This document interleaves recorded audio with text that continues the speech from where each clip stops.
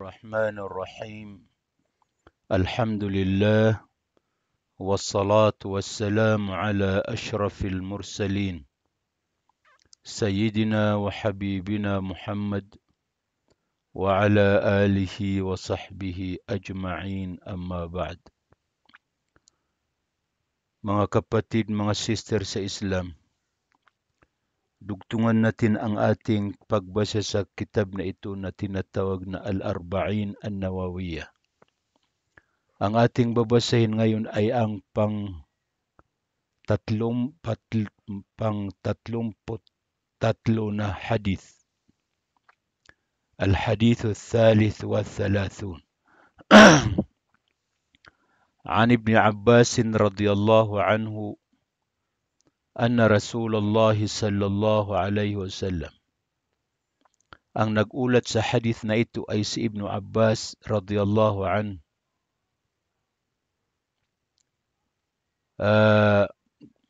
Sinabi niya katotohanan, ang propeta sallallahu alaihi wasallam ay sinabi niya, "Law yu'ta an-nasu bida'wahum." Kung ibibigay sa mga tao ang kanilang mga inaangkin, ladda'a rijalun amwala qaumin wa dima'ahum. Ay sigurado na aangkinin ng mga lalaki, aangkinin ng mga tao, kasi dito pa sa rijal na ito ay saklaw ang mga kababaihan, hindi lamang ang mga kalalakihan.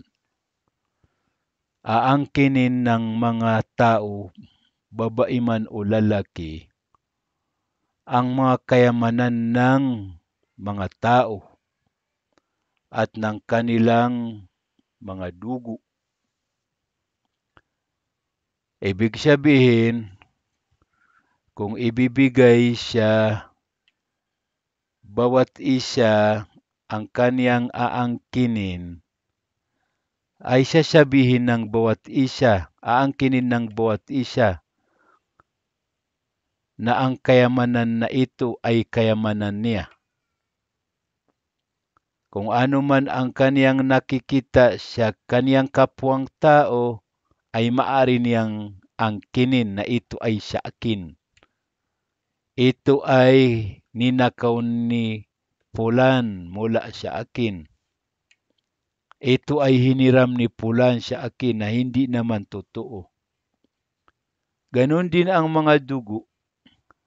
Aangkinin ng bawat isa na si Fulan ang pumatay sa aking kamag-anak, si Fulan ang pumatay sa aking kapatid, si Fulan ang pumatay sa aking ama. Ganon ang mangyayari. Lakin al-bayyinatu 'ala al-mudda'i wal yaminu 'ala man ankar. Ngunit ang al-bayyinah ay sa panig ng nag-aangkin. Ang bayyinah, kailangan na mapatunayan niya ito. Ang bayyinah yung magpapatunay sa kaniyang inaangkin. Kailangan na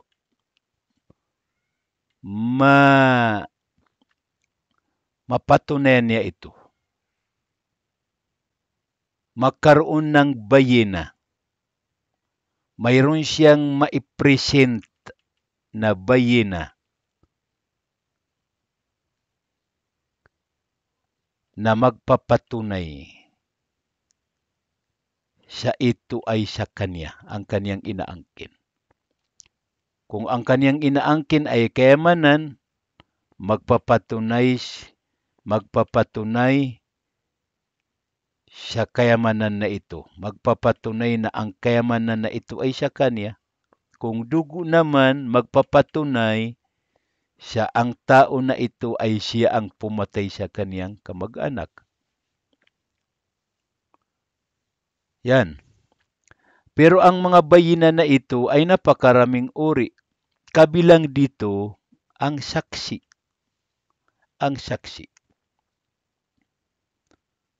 Kung inaangkin ng tao na ang kayamanan na ito ay sa kanya, kailangan na mapatunayan niya ito sa pamamagitan ng saksi. Dalawang saksi. Sino yung saksi mo na ang kayamanan na ito ay sa iyo? Sino ang saksi mo na ang tao na ito ay siya ang pumatay sa kapatid mo o kay ama mo? Kung hindi niya ito mapatunayan sa pamamagitan ng saksi o kaya bayina, ay ang kaniyang sinasabi ay kasinungalingan. Hindi totoo. Nagsisinungaling sa kaniyang inaangkin. Maaari ang judge ang hahanap ng paraan upang ito ay mapatunayan niya na ang nag-aangkin ay sa kanya ang kanyang inaangkin o kaya siya ay nagsisinungaling. Maaari, hindi lamang sa pamamagitan ng saksi. Maraming paraan na maaari isagawa ng isang judge, isang qadi. Tulad ng nangyari noong panahon ni Sulaiman alayhi salam, dalawang babae, pumunta sila sa disyerto. Bit-bit nila ang kanilang mga anak, dala-dala nila ang kanilang mga anak. Ang matanda sa dalawang babae, ang kaniyang anak, kinain ng alimaw. Kinain ng alimaw. Layon. Kinain ng layon. Tapos, ang babae na ito, gusto niyang kunin ang anak ng kaniyang kasama para maipalit sa kaniyang anak na kinain ng layon. Ayaw naman ng pangalawang babae, ng tunay na ina ng anang bata na ito. Pumunta sila kay Sulaiman alayhi salam. Tinanong sila ni Sulaiman, anong problema ninyo? Tinanong sila ni Sulaiman alayhi salam. Sabi ng matandang babae, ito anak ko. Sabi ng pangalawa na ito yung tunay na ina ng bata na ito. Nagsisinungaling. Ang bata na yun ay sa akin. Ang tunay na ina niya. Sabi ng matanda, hindi, sa akin ito. Wala nang saksi. Anong ginawa ni Sulaiman alayhi salam?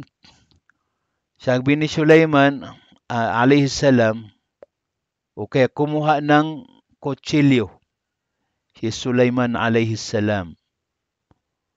Sabi niya, ang gagawin ko sa bata na ito ay bibiyakin ko. Tapos paghahatian ninyo.